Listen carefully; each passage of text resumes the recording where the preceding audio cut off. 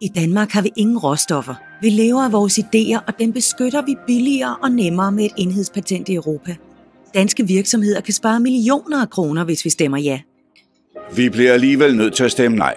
Det bliver starten på amerikanske tilstande med patenter på software, DNA fra almindelige planter og alt muligt andet nonsens.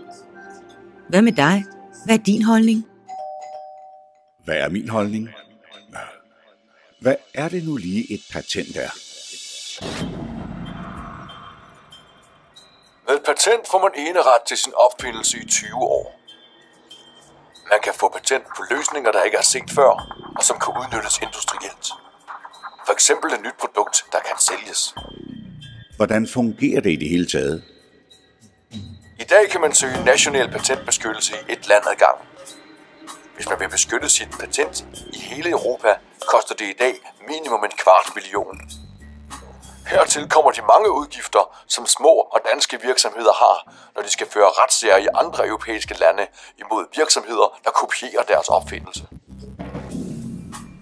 Hvad sker der, hvis Danmark tilslutter sig den europæiske patentdomstol? Vi bliver del af et europæisk patentsystem med et fælles patentkontor, hvor man ansøger, og en patentdomstol, hvor uenigheder afgøres.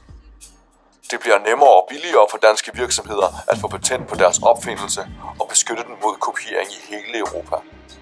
Vi får en dansk dommer i patentdomstolen, og domstolens retssager kan føres på dansk jord. Og hvis vi stemmer nej? Det europæiske enhedspatent og den fælles patentdomstol bliver oprettet uanset om Danmark er med eller ej. Stemmer vi nej, står vi uden for indflydelse. Men der er mulighed for, at vi kan tilmelde os senere, hvis vi skifter mening. Hvad er din holdning så? Hvad er nu de bedste argumenter for og mod? Vi afgiver suverænitet til en bureaukratisk europæisk institution, som vi slet ikke kan være sikre på kommer til at fungere i praksis. Hvis vi stemmer nej, placerer udenlandske virksomheder bare deres investeringer og arbejdspladser i de lande, der er med. Vi gør det bøvlet og dyrere for både store og små firmaer at beskytte deres idéer. Mange flere patenter vil komme til at gælde i Danmark, og danske virksomheder får større konkurrence og flere retssager på nakken. Og det bliver nemmere for danske virksomheder at få patent på opfindelser og beskytte dem i Europa. De penge, der spares, kan virksomhederne bruge til at investere i nye arbejdspladser.